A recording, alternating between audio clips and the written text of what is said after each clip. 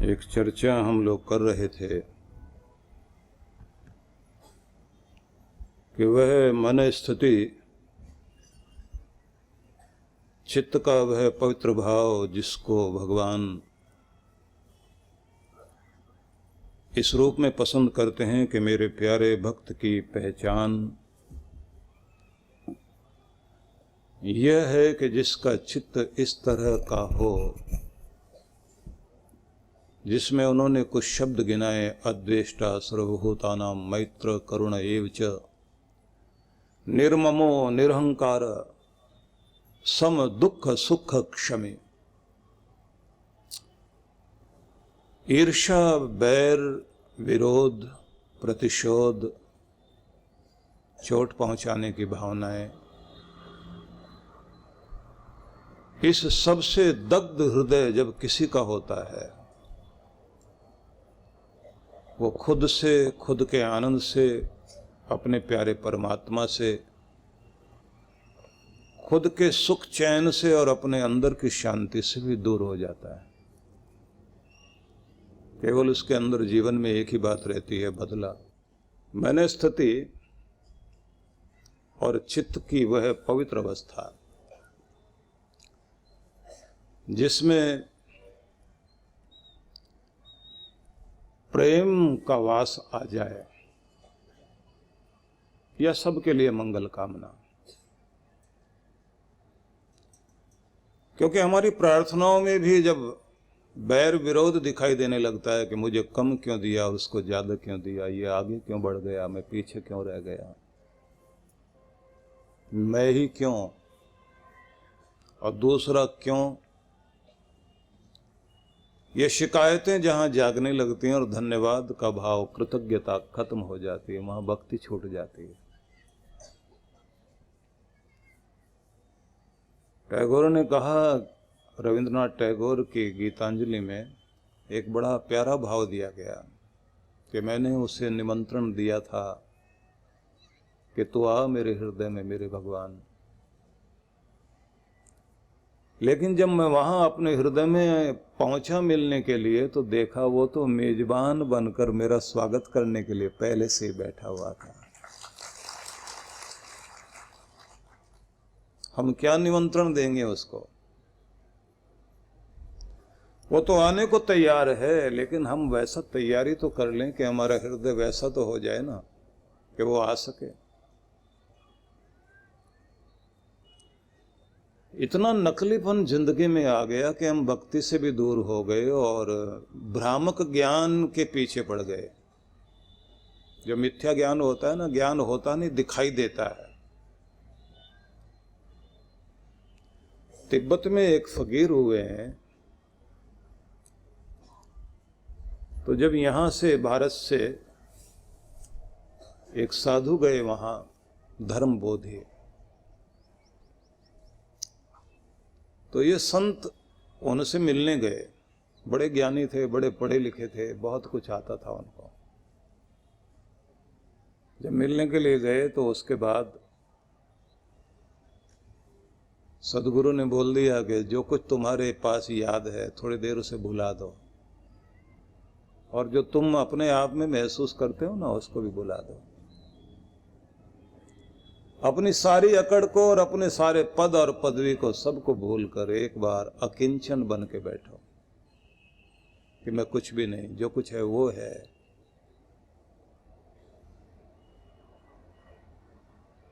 और deep silence में enter हो जाओ, गहन मौन शांति में प्रवेश।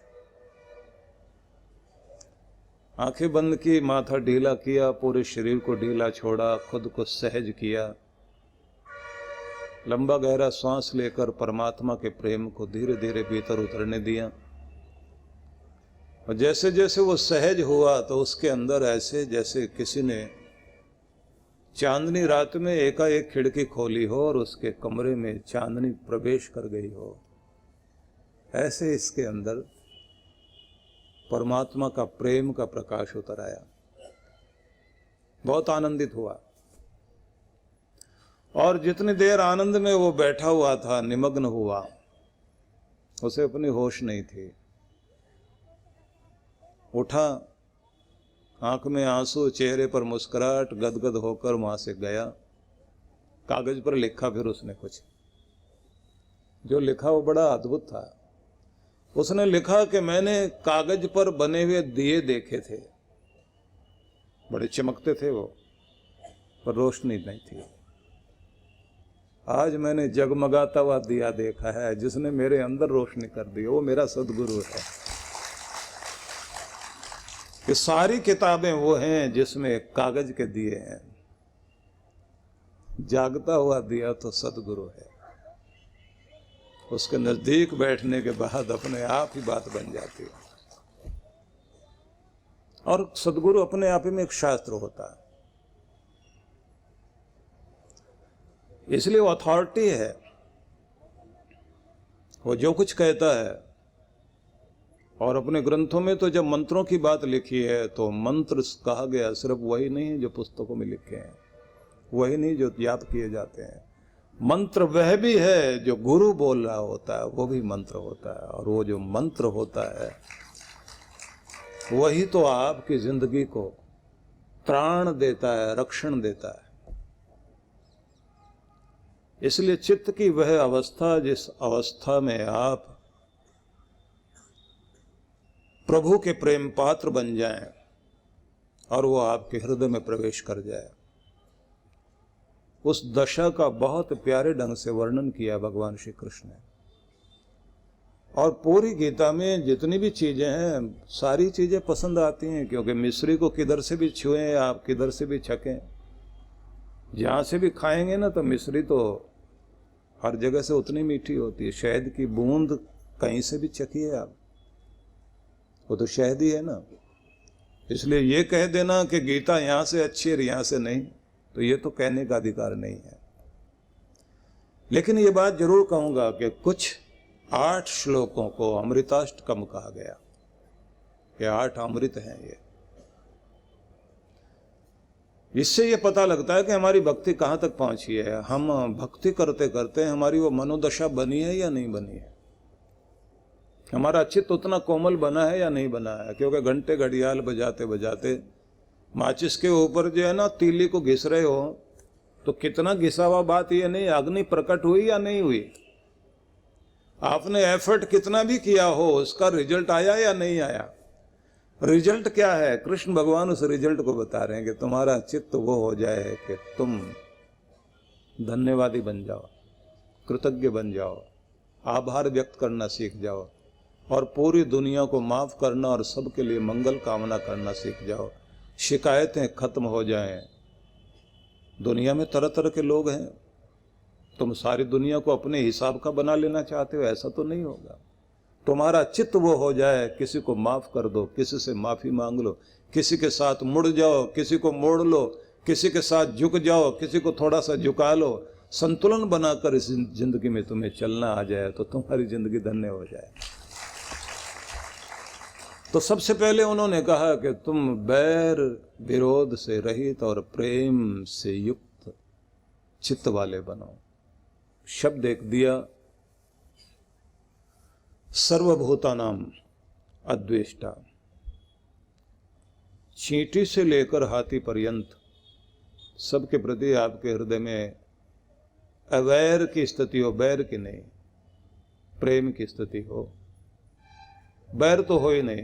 बैर का मतलब ये है कि जहां चोट पहुंचाना चाहते हैं आप, जिसे दूर हटा देना चाहते हैं, जिसको देखना नहीं चाहते, जो आपको पसंद ही नहीं आता, जिसकी बात करते हुए भी आपके अंदर आग जलने लग जाए, वो इसी के प्रति तो बैर होता है ना।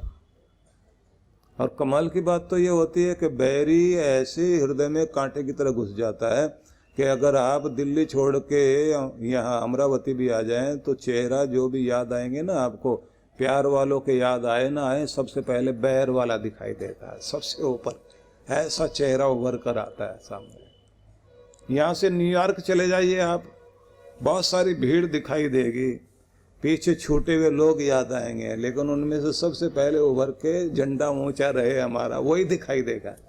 कौन? बैरी। वो नहीं छूटता। शक्ल ही ऐसी, जिसको नहीं पसंद करते वही दिखाई देता है। कितने भी हाथ जोड़ो महाराज, नहीं आओ तुम, वही दिखाई देता है कि तुम हो तो हम भी हैं। दिल में बैठ गया ना। और जब वो बैठा हुआ है तो फिर भक्ति कहाँ होगी।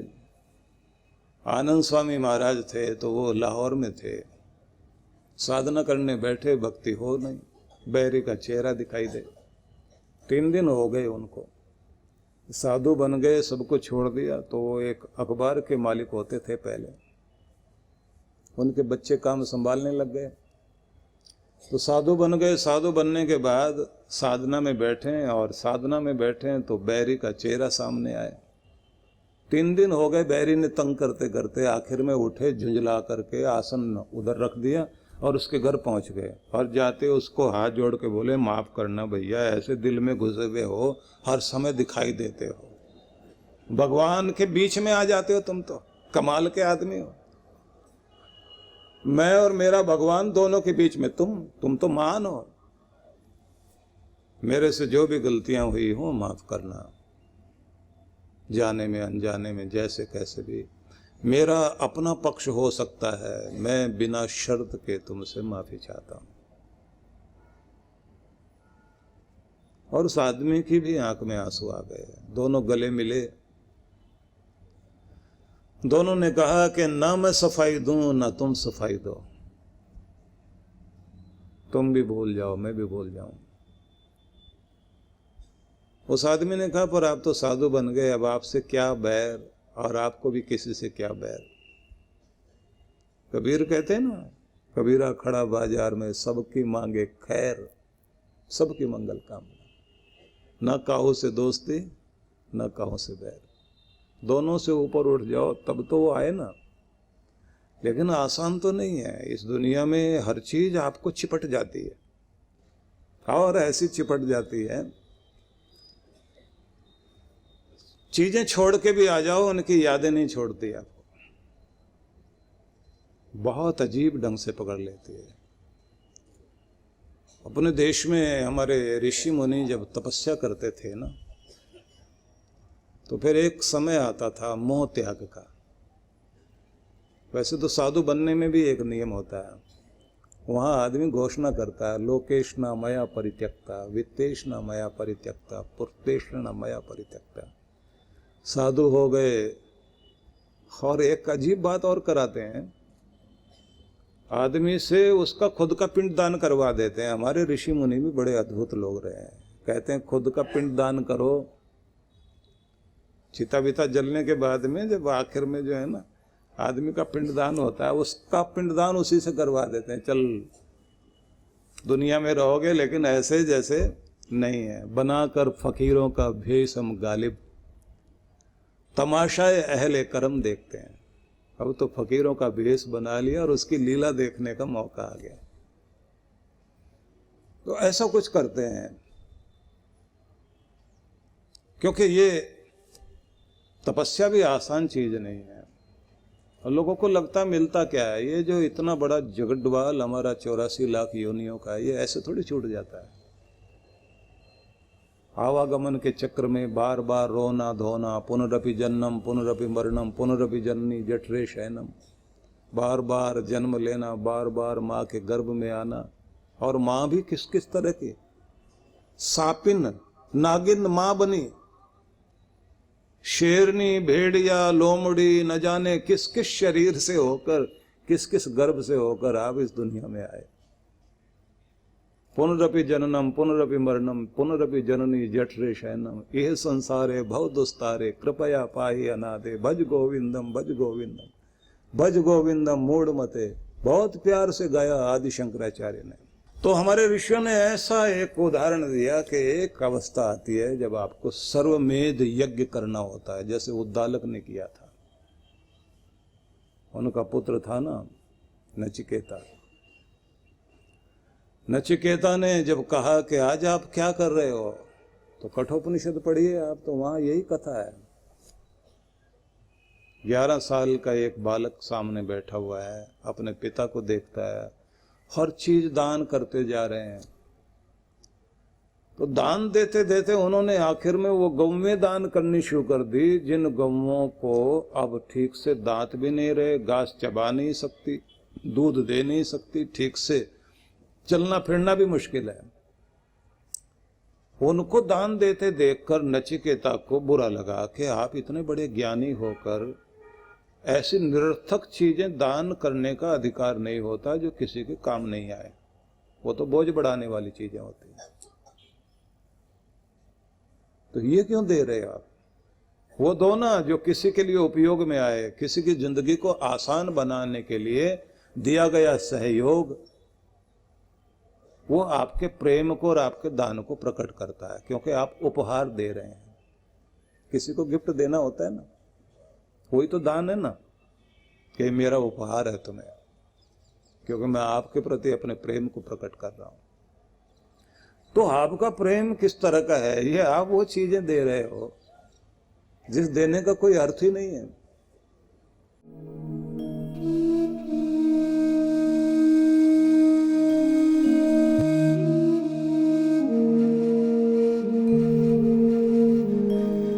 परम पूज्य सद्गुरुदेव श्री सुधांशु जी महाराज एवं डॉक्टर अर्चिका दीदी जी के पावन सानिध्य में अमृत भक्ति सत्संग का आयोजन होने जा रहा है। दिनांक 21 से 23 जनवरी एवं 4 से 7 फरवरी 2025, जिसमें विशेषकर ध्यान, यज्ञ, अनुष्ठान, सत्संग एवं अमृत गंगा महाआरती होगी। इनमें आवास एवं भोजन व्यवस्था भी उपलब्ध है। स्थान सुधांशु जी महाराज कुंभ धाम, प्लॉट नंबर 46, सेक्टर 6, नाग वासुकी मार्ग, प्रयागराज, उत्तर प्रदेश। आयोजक विश्व जागृति मिशन। संपर्क सूत्र। आप सभी सपरिवार सादर आमंत्रित हैं। आयोजन में भाग लेने के लिए अपना नाम पंजीकृत करवाने के लिए संपर्क करें।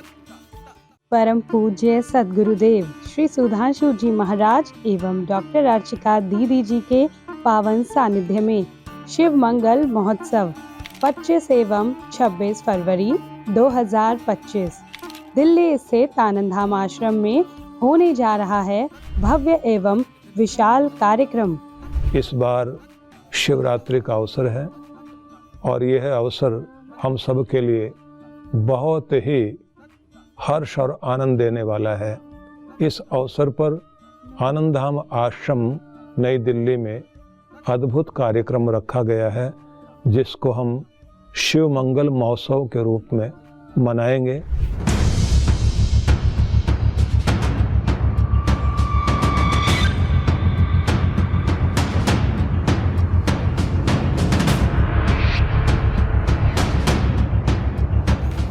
जिसमें भगवान शिव की विशेष कृपा प्राप्त करने के लिए होगा शिव ध्यान, 1.25 लाख पार्थिव शिवलिंगों के साथ रुद्राभिषेक, महारुद्र यज्ञ, शिव तरंग एवं शिव महाआरती। आप सभी इस कार्यक्रम में सादर आमंत्रित हैं। पंजीकरण एवं अधिक जानकारी के लिए संपर्क करें।